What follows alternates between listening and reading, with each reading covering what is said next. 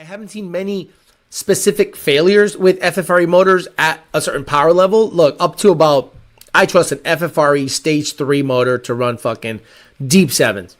No problem. Non-aluminum rod, regular, manly rods, good piston, boss crank, their sleeve job, their head, their whole motor. I would trust it in a 3,300 pound car to run deep sevens, no problem. Sixes, you got to start really getting after it with the chassis, in my opinion, and then you get their stage, their max effort shit with the aluminum rod, similar engine as Senior and Brett's, and then, run the 6. And I think after every 50 passes or so, when you're at that level, you got to take it apart, probably replace the rods, yada, yada, yada. But I trust their shit all the way up to 2,000, 2,200, 2,500 horsepower, just under 22, 23. The big boy stuff, I think you're going to start seeing certain limits be hit, 60, 65 pounds of boost, blocks, heads, things start shifting around. You're going to have to treat that like a race engine, in my opinion. But I'm telling you, I don't trust any Texas speed motor over 1,200 horsepower. I don't care what they say. Based on that video that they published, I personally do not trust any of their shit. So again, up to 1,000 rear wheel, because we measure our dicks from the shaft, not from the butthole, horsepower, illuminator. After that, FFRE motor, and live a happy life. If you want to ask me about any other engine builder, I don't care. People say, Alex, did you see that this company got ragged on because this guy had to, the deck was... I don't mention any other companies here except FFRE and Ford in terms of buying motors. Real Good at Doing Stuff motor did it the first try. Real Good at Doing Stuff's motor did it the first try too. That made Texas Speed look retarded. At the same damn time, Future, who in their marketing team thought it was a good idea to post that video? Hey, Timmy, are you putting a motor together? Yep. You mind if I just show everyone the quality work we do here? Sure, come over here. Hold on, I gotta get the 4x4 from the train tracks. What? The train track 4x4s? What the hell is that? The train track 4x4s? When they're replacing the track? Yeah, we got one of those here. And that's where we put the motor up against it and just slam the sleeve on. Oh, fuck, do I want to show that?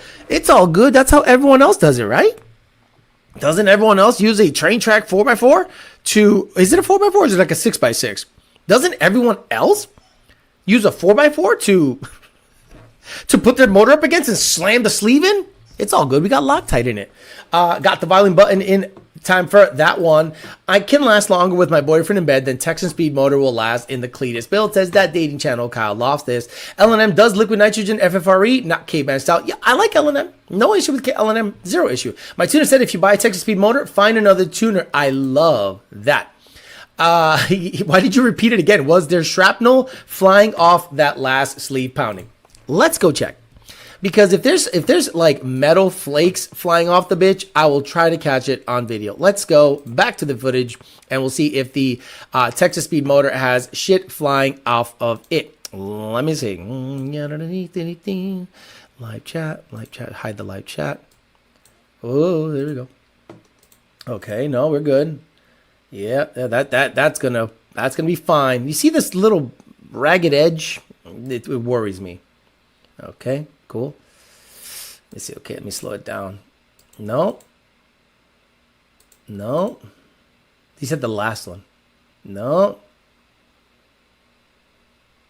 I guess I didn't see it. Parker, I did not see anything flying off that sucker, so maybe I'm not as eagle-eyed as you, but I did not see anything. What do we do when illuminators run out? Aren't older ones pretty rare to come by now? What do you mean they run out? They make 12-to-1 compression Gen 3 illuminators. And Gen 4, I'm not sure they make yet. But the short block is all you need. Get yourself a set of Gen 1, Gen 2 heads, 350 heads, and party. It's not a big deal. TKM, I'm not even going to mention their name. Why would TSP think that was wise to post that? Bread Motors for the win, right? TSP sleeves fell into the bores and throwing hot dog down the hallway. No room for error with the FFRE process. That shit is precise. Head Games Motorworks says, I like Joe's innovative approach. Could you imagine your head is going to end up in a motor that a guy hit the sleeve down with a sledgehammer and a piece of steel, if it was $3,500 for a long block, right? Texas speed, nothing wrong with that. If your shit's $3,500, I'd pay $3,500 for a sleeve long block. Oh, it's not too okay. Cool.